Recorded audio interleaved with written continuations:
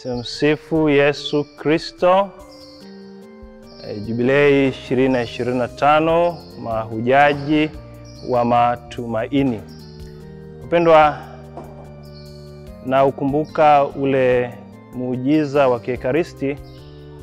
Natumai nanyi pia mnaukumbuka, ambao ulitokea kipindi cha Mtakatifu Antoni wa Padua.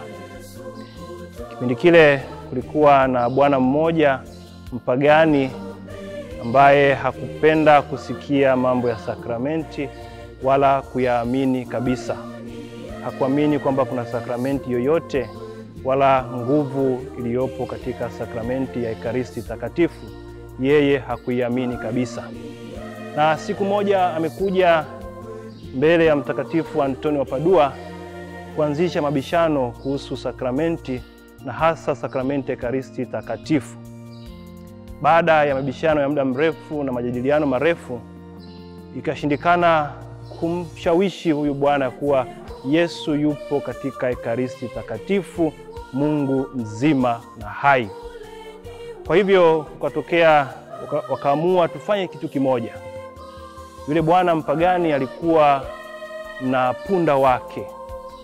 Basi Antoni akamwambia, huyu punda wako usimpe chakula kwa siku 3 wala maji, awe na njaa na kiu ya siku 3. Halafu siku ya 3 tutafanya kitu ambacho tutajua kwamba Ekaristi takatifu ni Mungu au sio Mungu. Basi siku ya 3 yule punda akaletwa mbele ya Mtakatifu Antoni na yule bwana mpagani, lakini pia na watu wengine wa mji ule wakaja kushuhudia jambo hilo.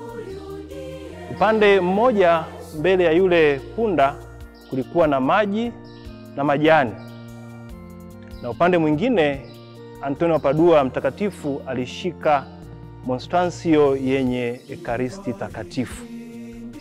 Wengi tunajua kwamba pengine punda huyu angeenda kwenye chakula, kwenye majani na kwenye maji, lakini haikuwa hivyo. Punda huyu kwa mshangao wa wengi alipiga magoti kumwelekea Yesu wa Ekaristi.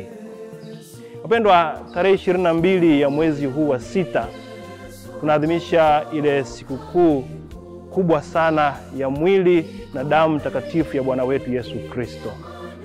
Ndiye Yesu mzima huyu ambaye kabla ya kuteswa kwake alituachia Ekaristi ili iendelee kukaa nasi na tuendelee kumsifu na kumtukuza yeye katika Ekaristi takatifu.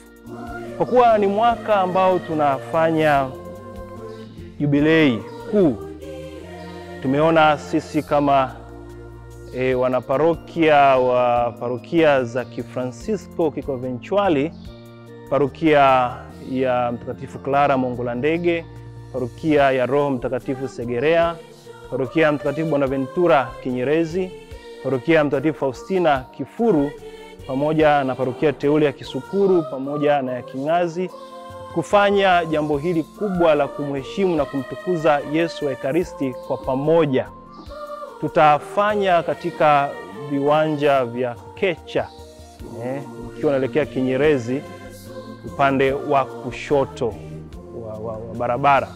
Lengo kubwa la kufanya hivi si kingine bali ni kuendelea kumsifu huyu Yesu. Kama punda aliacha chakula, akaacha na maji, akapigia magoti Ekaristi takatifu, je, sisi si zaidi ya punda ambao tuna akili na utashi wa kuweza kupiga magoti kwa Yesu wa Ekaristi tukimsifu na kumwabudu? Ninawaalika waamini wote wa parokia hizi zote kuhudhuria kwa wingi katika tukio hilo kubwa katika ukanda wetu huu.